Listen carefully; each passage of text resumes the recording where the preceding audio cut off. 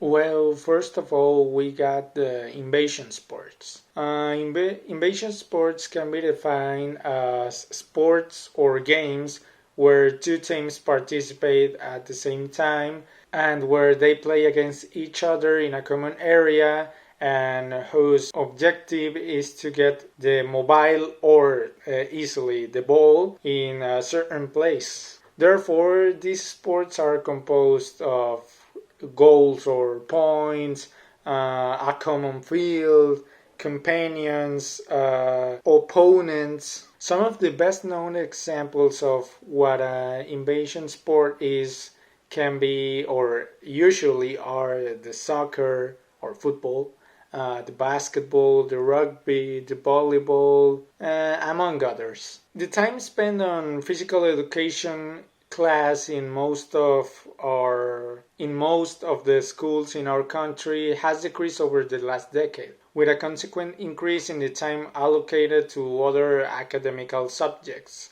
The budget constraints and pressure to meet academical goals, and that has caused schools to cut back on physical education class. This with the goal of improving academical achievement. I think there was even a perception among key decision makers that the time spent in non-academical activities could have a negative impact in the students' performance. However, defenders of the physical activity in school have suggested that physical education, physical activity, and sports can actually contribute to improve academical achievement either directly through the achievement of broader social outcomes that, in their turn time, can have a really big impact on academical achievement. Well, talking about a different theme, we got the energetic systems in sports. These are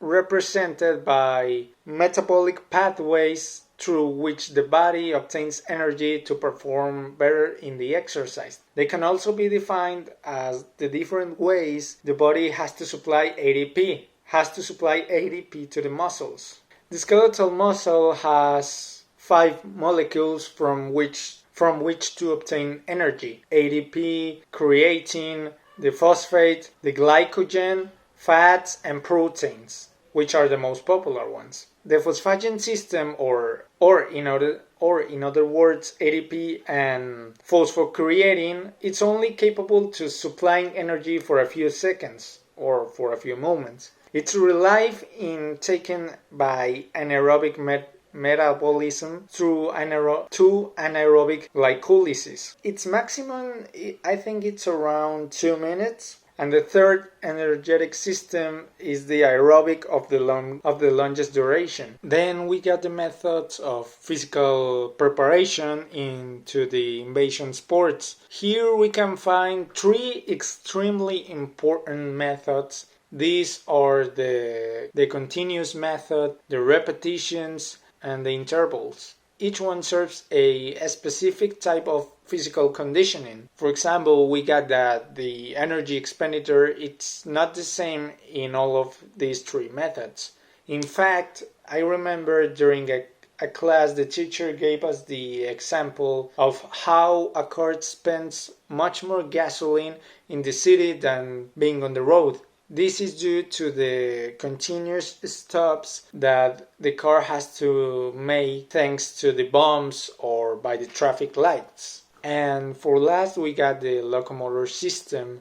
This is functionally defined as the set of structures that allow our body to get a physical form and to make any type of movement. This system is made up of the osteoarticular system. I think that's how you pronounce it. That is bones, joints, and ligaments, and the muscular system, of course. Describing every exact part of this complex conglomerate is a practically impossible task, since the skeleton of an adult person is made up of more than 200 bones, 360 joints, and 600 muscles at minimum. Instead, we can group the essential parts of the musculoskeletal system into a number of general categories, putting their useful